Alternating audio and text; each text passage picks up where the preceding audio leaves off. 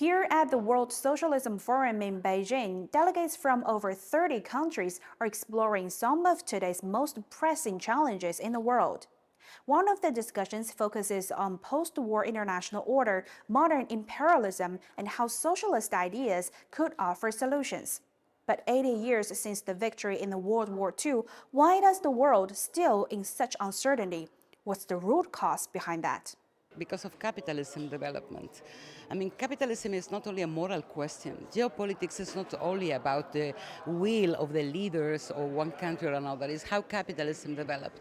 And in this moment of history, we are seeing the concentration of capital in few hands in over almost every sector in the West. 战争的根源没有从根儿上消除。 The root causes of war have not been addressed at its root. Fundamentally, and in theoretical terms, imperialism, which Lenin identified as the source of war, still exists. And imperialism breeds conflict. On the other hand, the forms of this rivalry have changed, now manifesting as trade wars, tariff wars, financial wars, and cognitive warfare. For this reason, the world remains a place of instability and conflict rather than peace. Many scholars are arguing that the traditional liberal capitalist development are struggling to meet the challenges of the 21st century, and that's why alternative paths are gaining attention.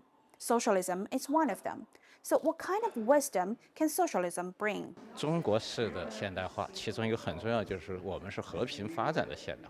We are committed to a Chinese path to modernization, which is fundamentally based on peaceful development, not aggression, plunder, or colonization.